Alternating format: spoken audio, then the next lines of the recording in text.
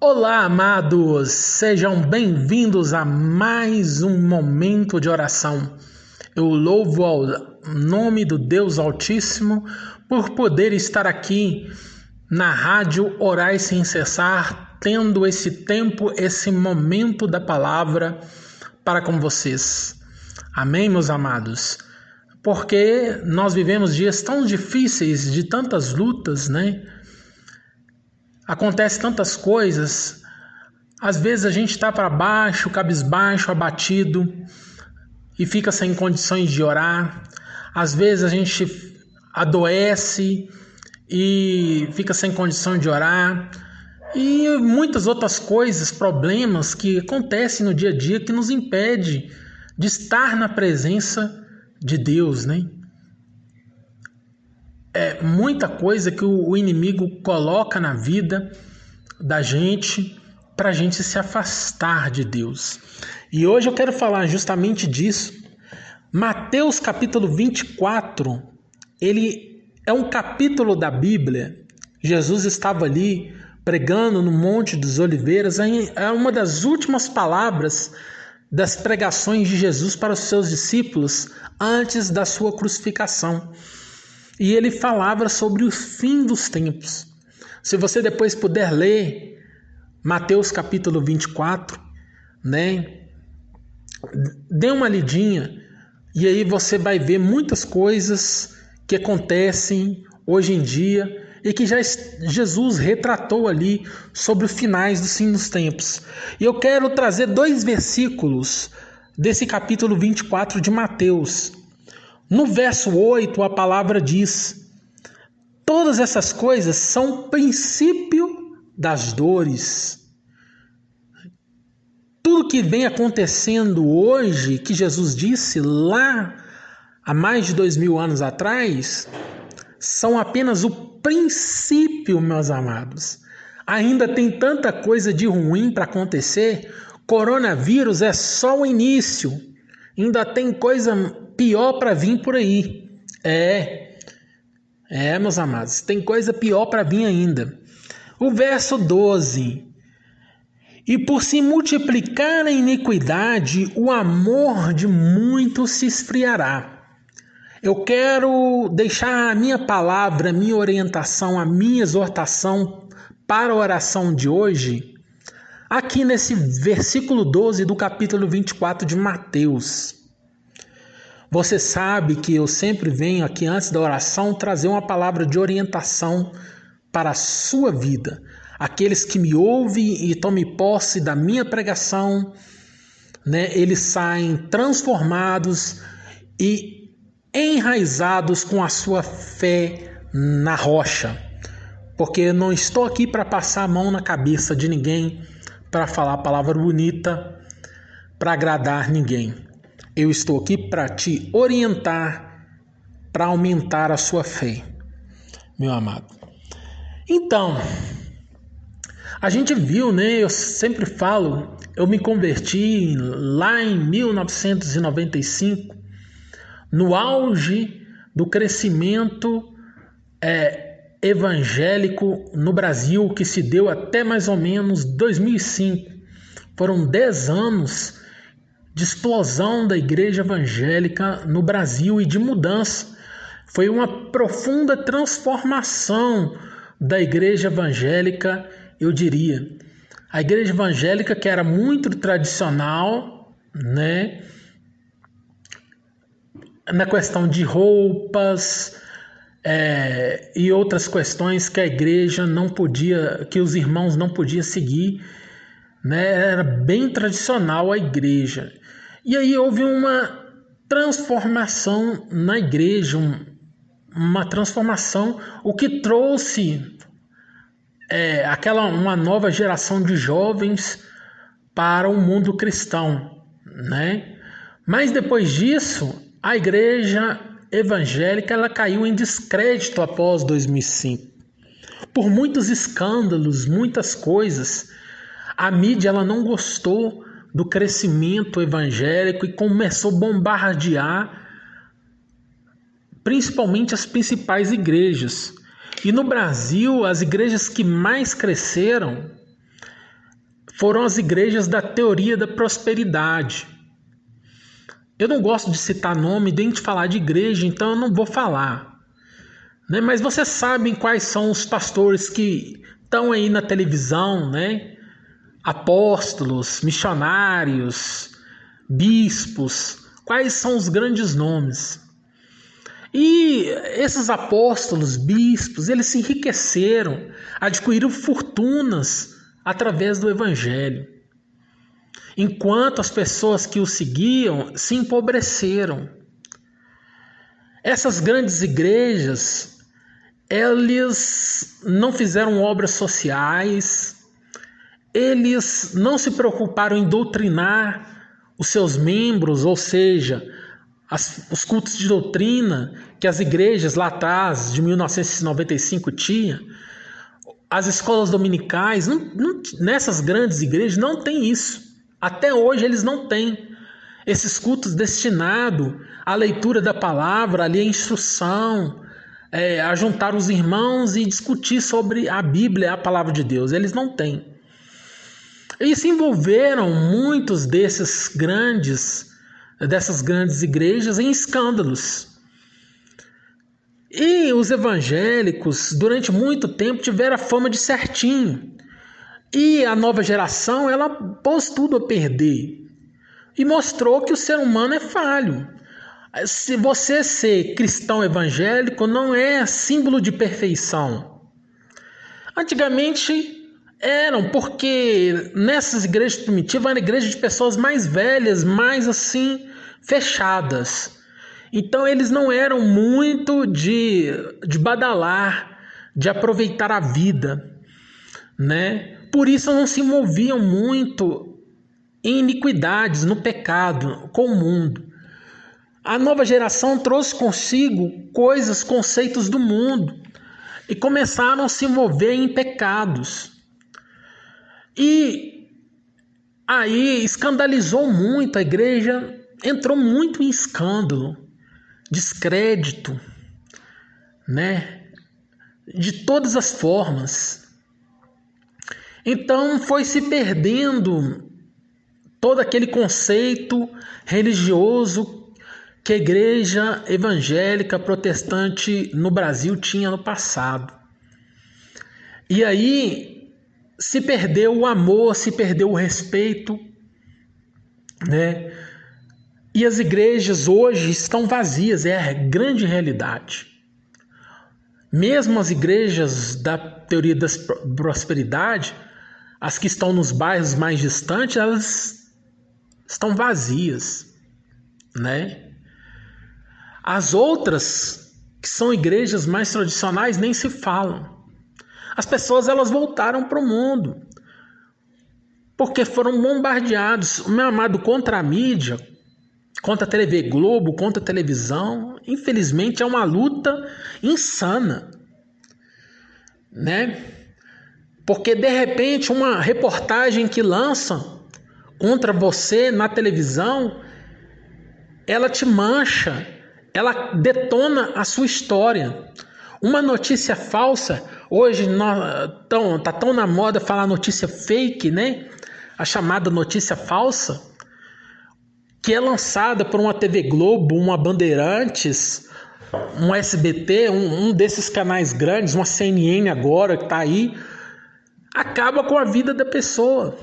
As pessoas tomam aquilo como verdade absoluta, e mesmo que você não tenha dito. Por exemplo, o que o Bolsonaro falou sobre a pandemia lá no início. Ele citou num pronunciamento dele na televisão sobre a pandemia que era apenas uma gripezinha, mas aquilo não era frase dele. Ele citou uma frase do Drauzio Varela. O Drauzio Varela, famoso médico da Globo, tão solicitado pela mídia, foi o verdadeiro dono da frase que o Covid-19, o coronavírus, ia ser só uma gripezinha e que ia passar logo. E aí o Bolsonaro, num pronunciamento, soltou essa. E aí ele ficou sendo dono da palavra é só uma gripezinha. E pegou e ficou com ele. porque a mídia fez com que ele fosse o dono da frase e não o Drauzio Varela, né? Então olha para você ver como são as coisas. Você fala uma coisa e as pessoas hoje distorcem. Eu fico muito chateado porque hoje em dia as pessoas elas não sabem interpretar. Elas distorcem aquilo que a gente fala. Eu mesmo passei por um problema um dia desse. Eu fiz um post no meu Facebook para os meus amigos, até antigo, aonde tem lá uma vilazinha e aí mostra casa das pessoas antes do PT, casa das pessoas quando o PT estava no governo, casa das pessoas quando as pessoas perderam todos os benefícios que o PT deu, que eram lá uns casebres lá, tudo igual. E o que quer dizer que antes, durante e depois do governo do PT, as pessoas eram pobres e continuaram sendo pobres. É isso que a postagem queria dizer. E eu fiz essa postagem remetendo a Ilhéus, que é uma cidade antiga, turística, e que está no marasmo. E aí o pessoal não gostou. Por que você vem então em Ilhéus? Não vem cá visitar, se todo ano vem passar férias aqui, e choveu, aquele coisa negativa. O pessoal não interpretou. O que eu quis dizer é que a cidade, antes, durante e depois do PT, está na mesma coisa, não evoluiu. Era uma crítica construtiva e política. Mas as pessoas, elas não pensam, não raciocinam. Elas estão limitadas, hoje as pessoas estão tão limitadas a se raciocinar. Acho que tem preguiça de raciocinar. É a mesma preguiça que as pessoas têm de ouvir o áudio da pregação da gente, de prestar atenção e tomar aquilo para a vida delas, entendeu? Ensinar hoje em dia uma pessoa é muito difícil. Eu nessa pandemia, veio aquela quantidade de exercícios para ensinar o meu filho. Tem 6 anos, meu filho. E aí, meus amados, simplesmente eu não consegui, porque ele não queria ser ensinado. Ele tinha preguiça de fazer o exercício. A gente ensinava, pegava na mãozinha dele, contava nos dedinhos, fazia de todos os modos possíveis para ele aprender. Mas ele não queria. Papai, tá difícil, papai, eu não sei, papai, eu sou burro, papai, não, é porque ele não queria, ele estava, na verdade, com preguiça, né? Ele estava, na verdade, com preguiça. Então as pessoas têm preguiça de pesquisar. Você viu uma notícia? Vai lá conferir em vários lugares. Eu sempre falei, quem me acompanha desde o início fala, gente, confia, vai em 3 fontes diferentes. Por exemplo, se você pegar uma notícia da Globo, da Folha de São Paulo e do UOL, é a mesma porcaria, porque os 3 é a mesma banana podre. Eles publicam a mesma coisa. Então você não vê nada de diferente. Entendeu? Agora, se você pegar uma notícia, por exemplo, da revista Piauí,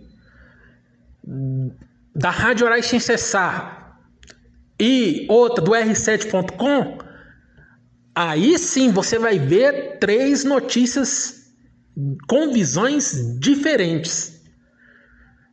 Entendeu? Então você tem que saber o que você pesquisa, aonde você pesquisa. Hoje a maioria da mídia, ela está junto com a Globo. Ela tem os mesmos objetivos de alcance, a mesma filosofia, a mesma estratégia demoníaca. Então você tem que saber o que você pesquisa, aonde você pesquisa.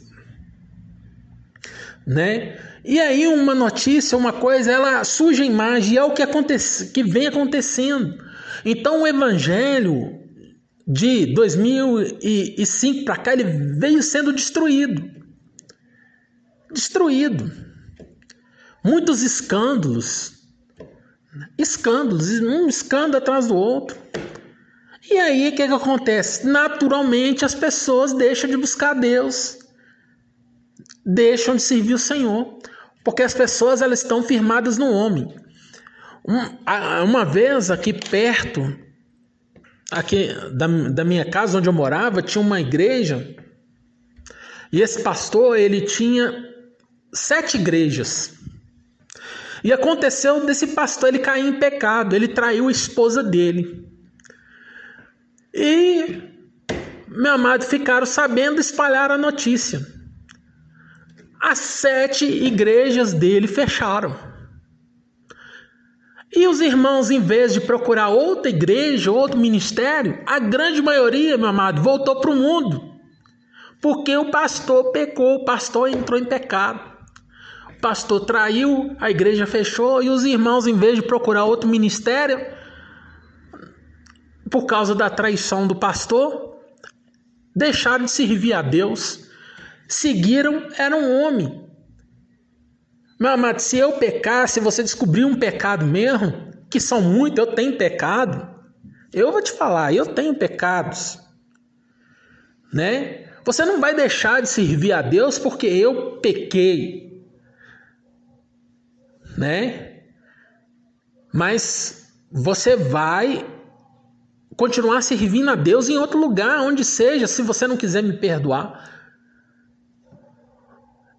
né? Então, meu amado, é assim que as coisas devem ser. A gente segue a Deus e não ao homem. Eu não quero seguidores para mim e nem tenho. Em muitos anos de ministério, orando, um dos primeiros a orar em grupos de WhatsApp, não tenho seguidores. Eu, pelo menos, desconheço uma pessoa que está comigo nesses 6 anos, que nunca deixou de ouvir as minhas orações, que sempre está ouvindo ou me procurando, pelo menos nunca me procurou. Eu não tenho. E nem busco isso, porque eu não quero fama, não quero seguidores, não vendo milagre, não cobro pelas minhas orações, né? Faço tudo de bom grado, tudo com humildade, e digo, olha, sou pecador, eu falho, e é isso aí, e oriento e exorto, não passo a mão na cabeça. Se eu tiver de falar palavras bonitas, eu falo palavras bonitas, mas se eu tiver de chamar a atenção, eu chamo a atenção, né? E sigo orientando as pessoas como devem ser, para que elas também não voltem para o mundo. Porque é tão triste você está seguindo a Deus, servindo a Deus, e você encontra uma pessoa na rua e aí você fala com a pessoa, e aí, meu irmão, como é que vai? Eu não estou mais na igreja, não. Deixei. Às vezes, quando vai até para outra religião, às vezes eu até aceito.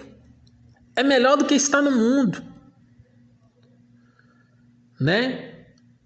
Porque eu costumo dizer, eu não brigo com as pessoas por elas não serem evangélicas. Eu não critico os católicos, espíritas, mormons. Você é mormon, vai para o inferno. Você é espírita, é do demônio, vai para o inferno. Que é isso, meus amados?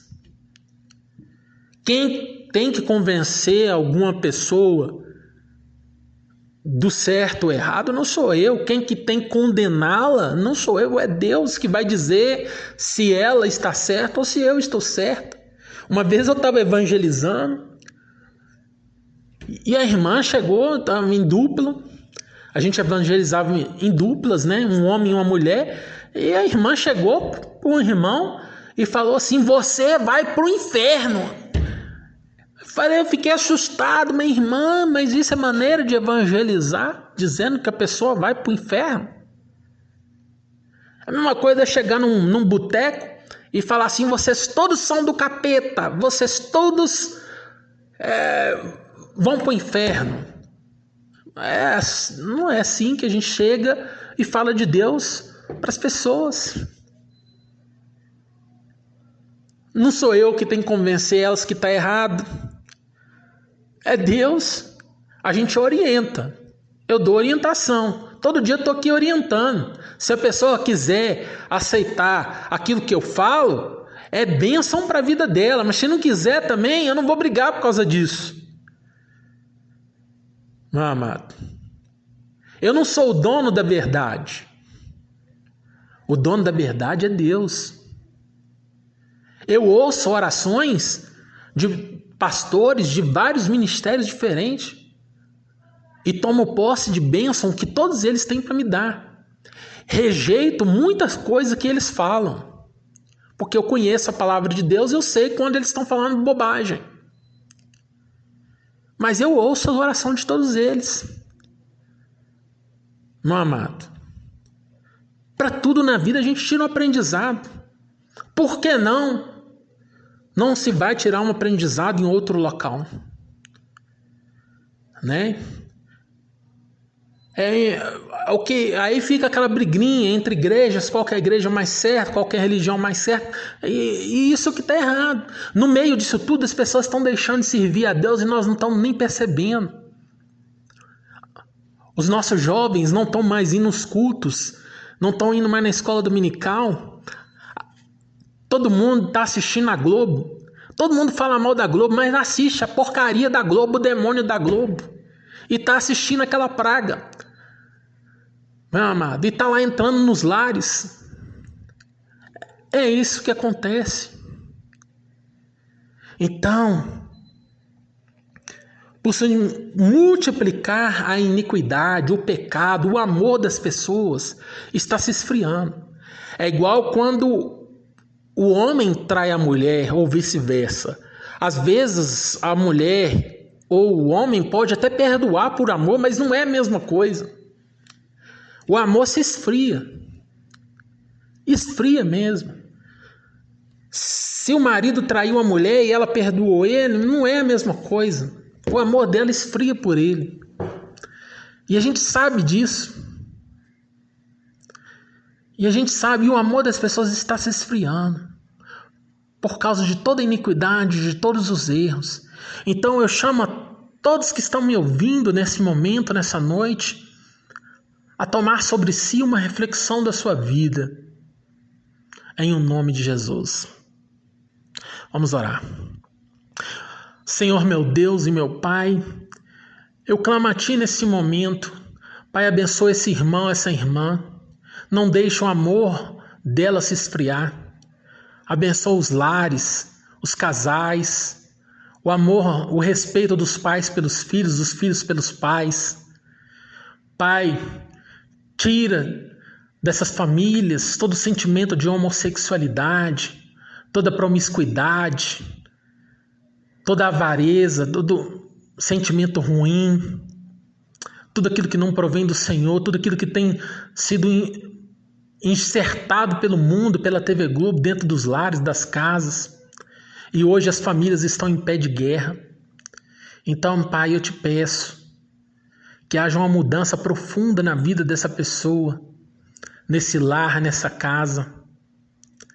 Pai, em nome do nosso Senhor Jesus Cristo, eu te peço pela vida de cada um, pelos nomes desses que estão no livro de oração, em especial pela irmã Lucília de Souza, pela Marlice de Souza, o Felipe Bena, Marco Túlio Bena, o Eclínio José, o Eric Cabral da Silva, a Francisca Carneiro, a Graciane Araguari, o Honorato Antônio de Souza, todos, meu Pai, que deixaram hoje o seu nome para a oração e que nós estamos orando.